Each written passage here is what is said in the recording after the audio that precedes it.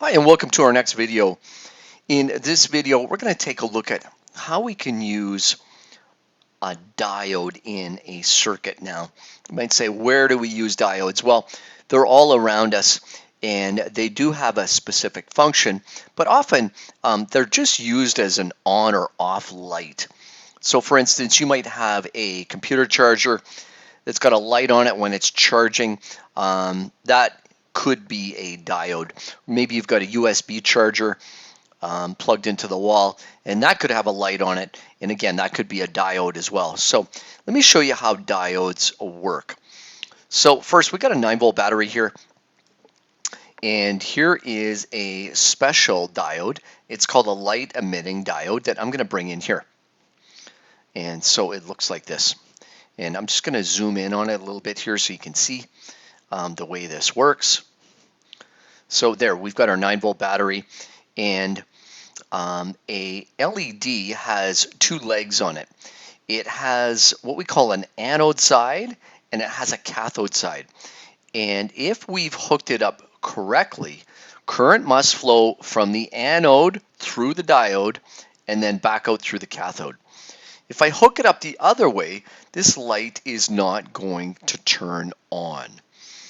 So it must be going from the positive terminal into the anode. So let me show you that here. So let's connect up this wire from the positive to here, and I'm going to make that red like so. So there, we've connected that properly from the positive terminal to the anode. And then LEDs can only handle a certain amount of current. If you put too much current through them, they will actually blow and they won't work properly. So in order to limit the current, we're going to use a resistor.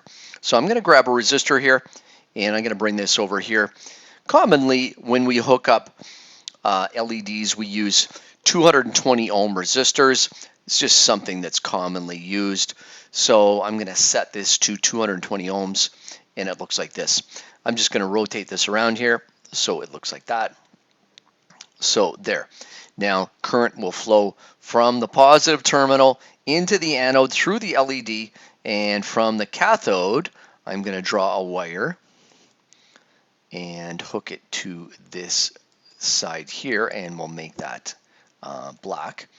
And then we'll bring this here, and we'll put a wire here around, swing it around here, and put it back to this right here. So there, now we have what we call a closed circuit. So current, when this is running, is going to go from the positive terminal through the anode, through the diode, comes back out through the cathode, goes into the fixed resistor on one side, and out this side, and then back to the battery. A LED is what we call a polarity sensitive device. So I'll write this down here, polarity sensitive. So in other words, you have to hook it up the right way in order to get it to work properly.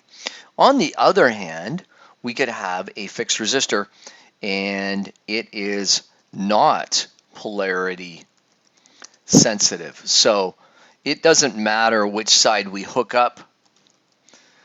It's not polarity sensitive. So just a note here why we just picked one side in that case.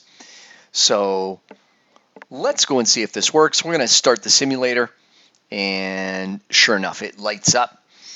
And let's just move this out of the way so you can see it here. So click on this. Whoops, I guess we're running here. I need to move this out of the way like this. And there, start it. And there we go. So the LED does turn on, and we can see that right here. It's talking about current, and it's saying that the current we're putting into it is maybe a little bit high. So we should choose a different fixed resistor. So in order to not get this up here, why don't we fix that right now? So I'm going to stop it. I'm going to go click on the fixed resistor, and instead of using 220 ohms, why don't we use, say, 680 ohms? So I'm going to go 680 ohms, and let's run it now and see if we still get that error or warning. So no, we don't. So it's happy with that. We're not exceeding the current limit.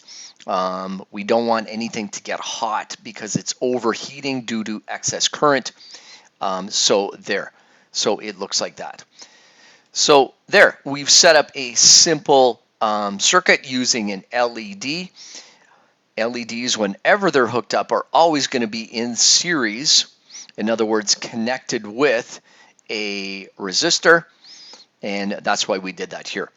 So you can go ahead, try the same thing, and make sure that you hook up the LED correctly. Current has to flow from the battery into the anode, and then out through the cathode and to the fixed resistor, and then back to the battery terminal. That's it for this video. Try that, and we'll see you in the next one.